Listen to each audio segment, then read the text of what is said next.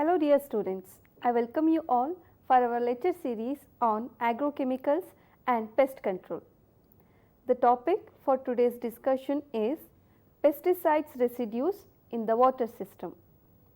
During recent years, there has been increasing interest in the fate of plant protection products in the environment and their impact on ground and surface water quality. Drinking water quality and the need to ensure that there are no unacceptable effects on non-target aquatic organisms are the fundamental issues of concern. Although a number of pesticides have been detected in water, it is essential to determine the frequency and magnitude of the contamination so that exposure assessments can be carried out to determine the risk to end consumers from drinking water and to non-target aquatic organisms. This episode can be studied under the following subheadings. They are sources of water, fate of pesticide in the water system, entry of pesticides into groundwater, pesticides as water pollutants, and pesticides and water quality in the developing countries.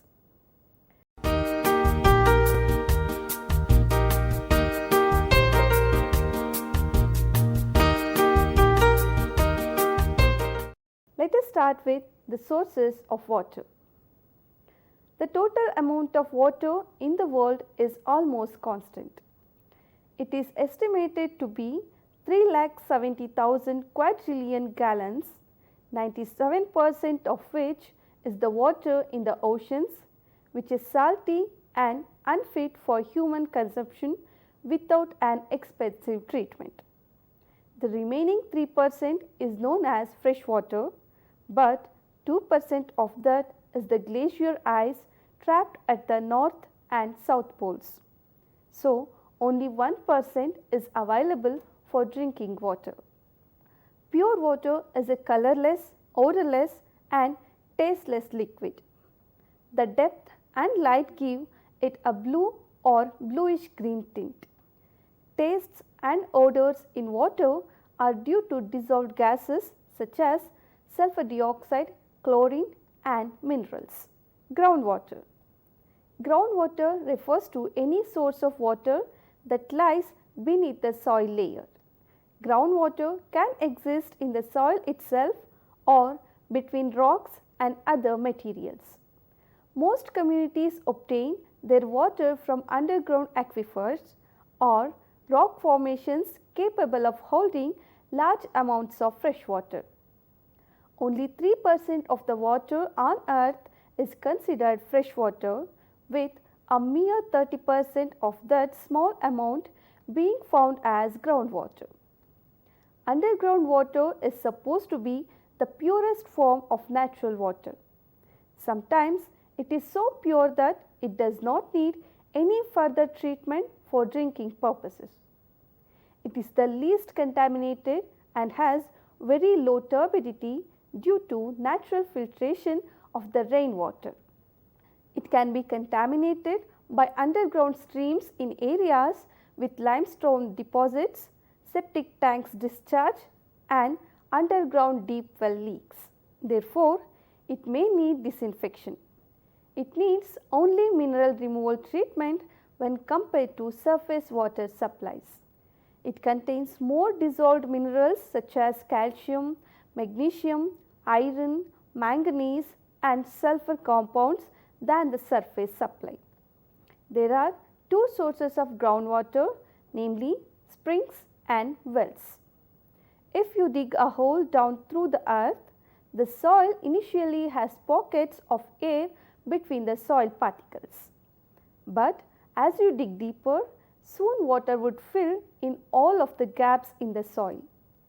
The location where all of the holes first become filled with water is called the water table.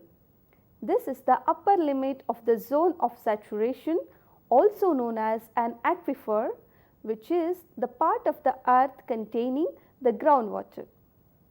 The bottom of the zone of saturation is marked by an impermeable layer of rocks, clay or other material. Coming to springs. Whenever an aquifer or an underground channel reaches the ground surface such as a valley or a side of a cliff, water starts flowing naturally. This natural flow is known as a spring.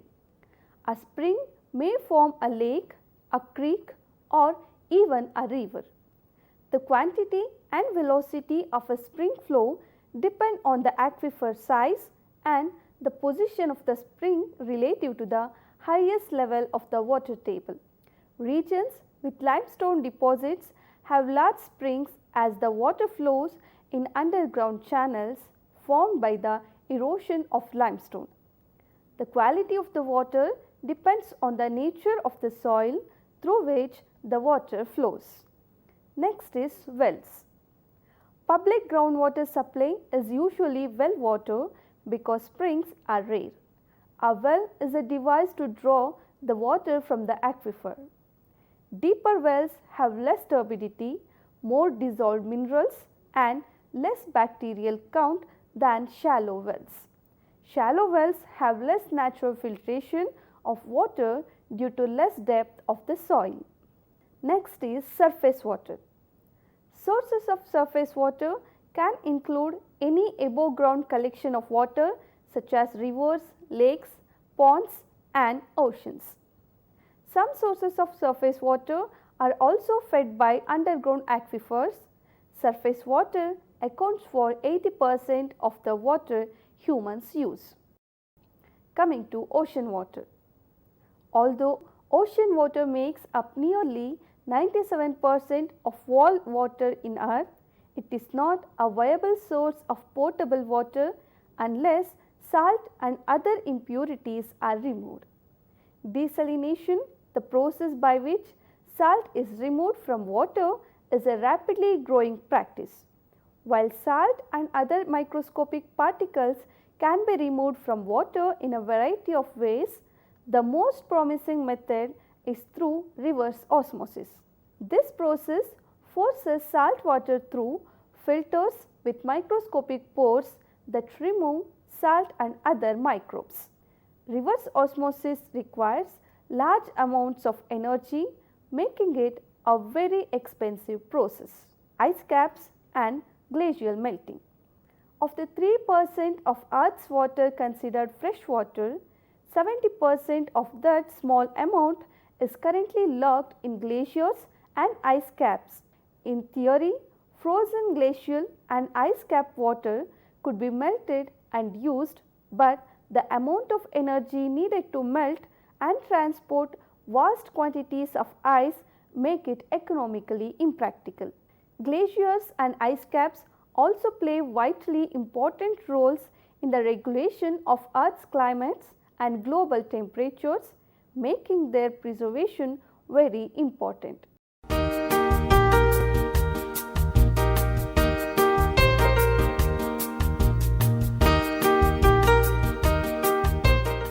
Next is fate of pesticide in the water system.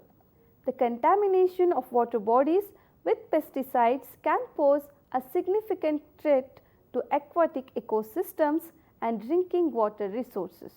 Pesticides can enter water bodies via diffuse or via point sources.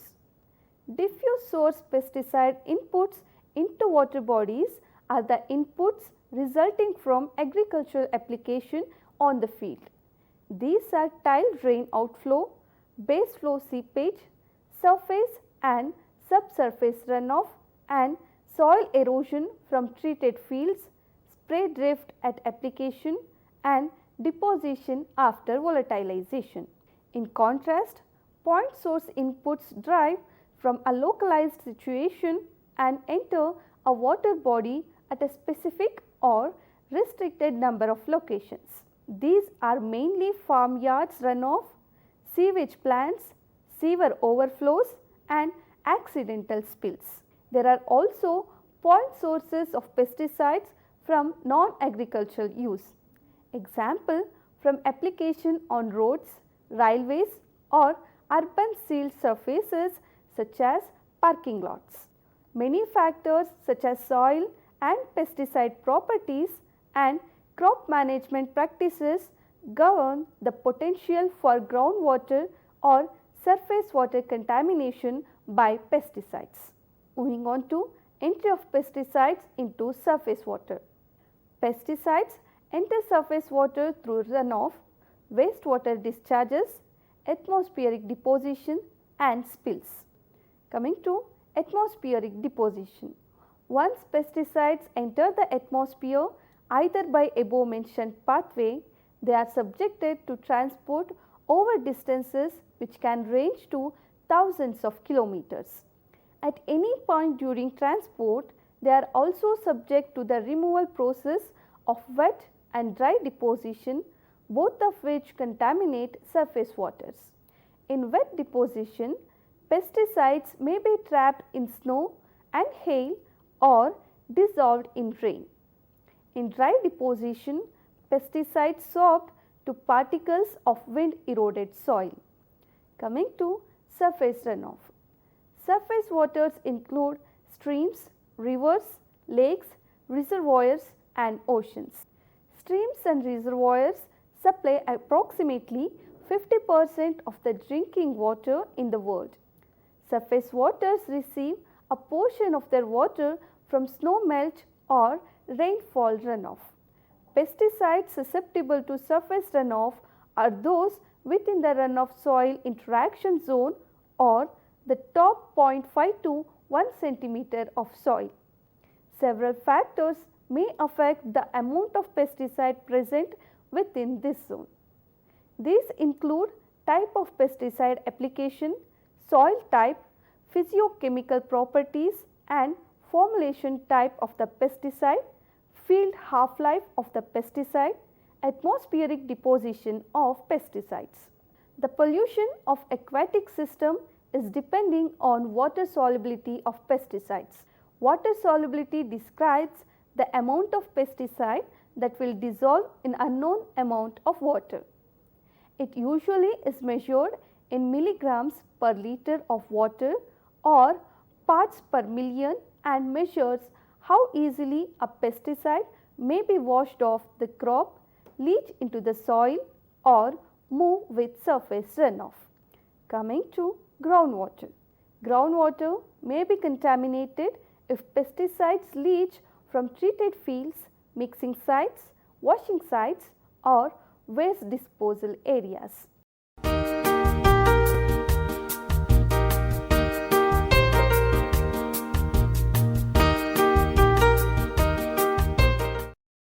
After surface water, now we can concentrate on entry of pesticides into groundwater. Surface runoff and erosion. Runoff is the movement of water over a sloping surface. It can carry pesticides dissolved in water and pesticides sorbed to eroding soil. The pesticides are either mixed in the water or bound to eroding soil. Runoff can also occur when water is added to a field faster than it can be absorbed into the soil. Pesticides may move with runoff as compounds dissolved in the water or attached to soil particles.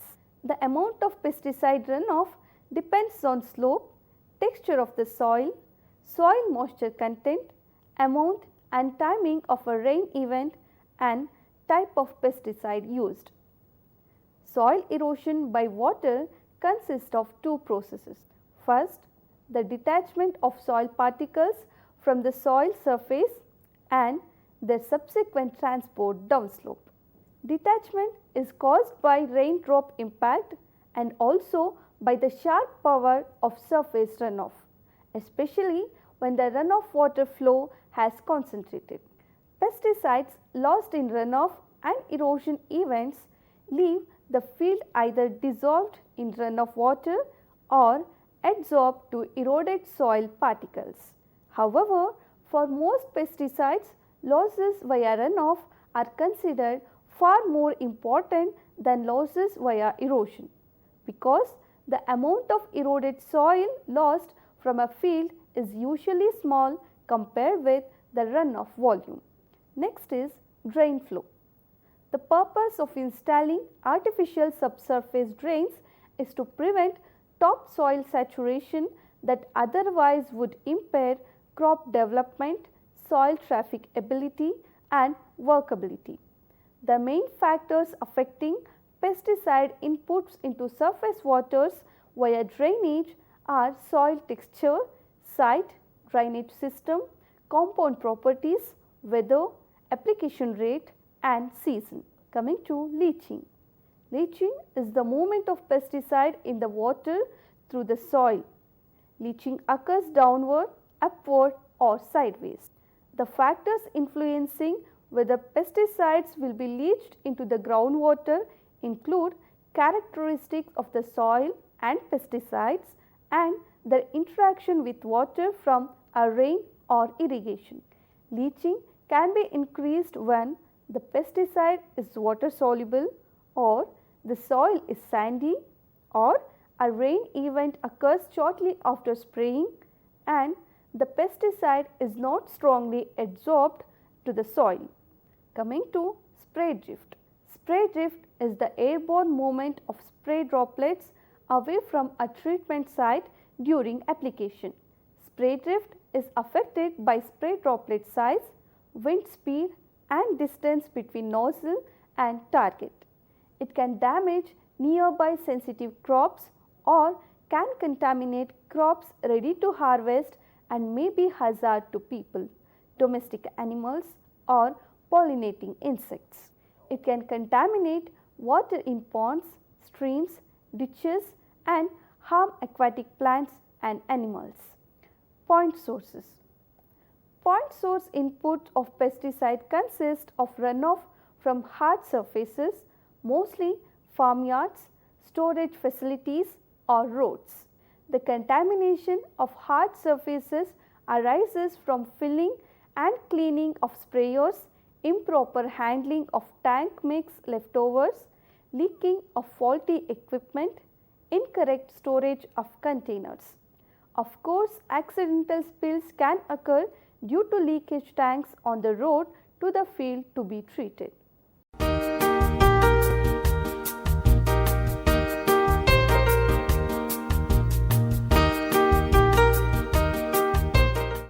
Next, moving on to pesticides as water pollutants.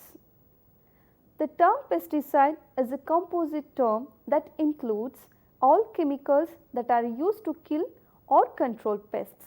In agriculture, this includes herbicides, insecticides, fungicides, nematicides and rodenticides. A fundamental contributor to the Green Revolution has been the development and application of pesticide for the control of a wide variety of insectivorous and herbaceous pests that would otherwise diminish the quantity and quality of food produce. The use of pesticides coincides with the chemical age which has transformed society since the 1950s. In areas where intensive monoculture is practiced, pesticides were used as a standard method for pest control. Unfortunately, with the benefits of chemistry have also come non-profit, some so serious that they now threaten the long-term survival of major ecosystems by disruption of predatory-prey relationships and loss of biodiversity. Also, pesticides can have significant human health consequences. While agricultural use of chemicals is restricted to a limited number of compounds, agriculture is one of the few activities where chemicals are intentionally released into the environment because they kill things. Agricultural use of pesticides is a subset of the larger spectrum of industrial chemicals used in modern society. The American Chemical Society database indicates that there were some 13 million chemicals identified in 1993 with some 5 lakh new compounds being added annually. The environmental burden of toxic chemicals includes both agriculture and non-agricultural compounds. It is difficult to separate the ecological and human health effects of pesticides from those of industrial compounds that are intentionally or accidentally released into the environment. However, there is overwhelming evidence that agricultural use of pesticides has a major impact on water quality and leads to serious environmental consequences. Although the number of pesticides in use is very large, the largest usage tends to be associated with a small number of pesticide products. In a recent survey in the agricultural western provinces of Canada, where some 50 pesticides are in common use, 95% of the total pesticide application is from 9 separate herbicides. Although pesticide use is low to nil in traditional and subsistence farming in Africa and Asia, environmental, public health and water quality impacts of inappropriate and excessive use of pesticides are widely documented. In a study of groundwater wells in agricultural southwestern Ontario, 35% of the wells tested positive for pesticides on at least one occasion.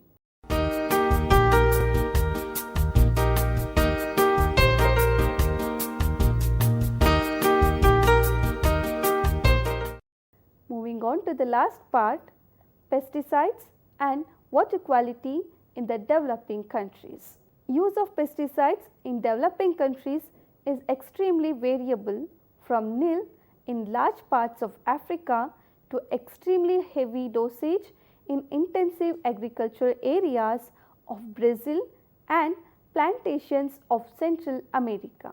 In their review of the limited research literature on pesticide use and impacts in Africa, Calamari and Neve concluded that the concentration found in various aquatic compartments, with few exceptions, are lower in the other parts of the world, in particular in developed countries which have a longer history of high pesticide consumption and intense use.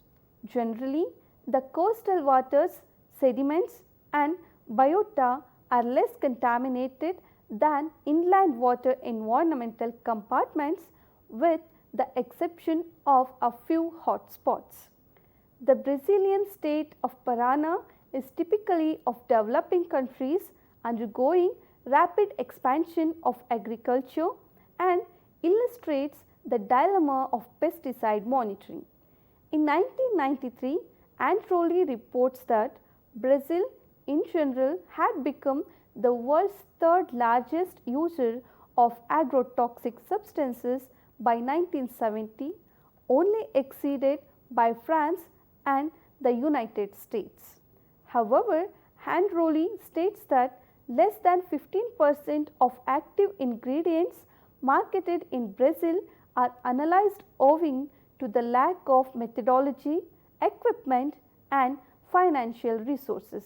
The International Code of Conduct on the Distribution and Use of Pesticides, formulated and being implemented by FAO, is very relevant to pesticide pollution control and environmental protection in general. The problems of pesticide management in developing countries is somewhat different than those of the developed countries. These are summarized as inadequate legislation and enforcement of pesticide regulations, including importation, use and disposal. Gifts of pesticides from donors that encourage inefficient use and rejection of older quantities of the same pesticide. Stockpiling of pesticides, especially in countries with unstable governments, leading to rejection of stockpiles in situations of rising and civil war. Examples exist where such a situation led to severe groundwater contamination and public health crisis due to dumping of pesticides by untrained civilians. Storage and handling is a major problem, including leakage from old barrels and deliberate dumping of surplus pesticide mixtures into water courses following application. Destruction of world stores of pesticides is financially prohibitive, especially as stocks must be moved to a developed country for destruction. Consequently, old barrels deteriorate with leakage into surface and groundwater and or dumping of stocks.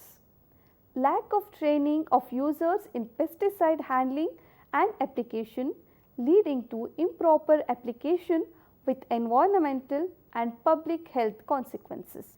Use of pesticides for inappropriate purposes such as killing of trash fish. Use of old pesticide drums for drinking water, cooking and for other purposes. So, coming to conclusion.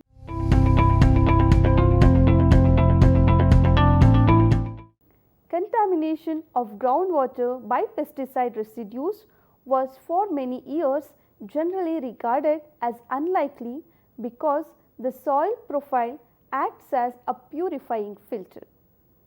Policies were developed to reduce contamination of ground and surface waters, and regulatory limits and guideline levels were introduced for residues in drinking water.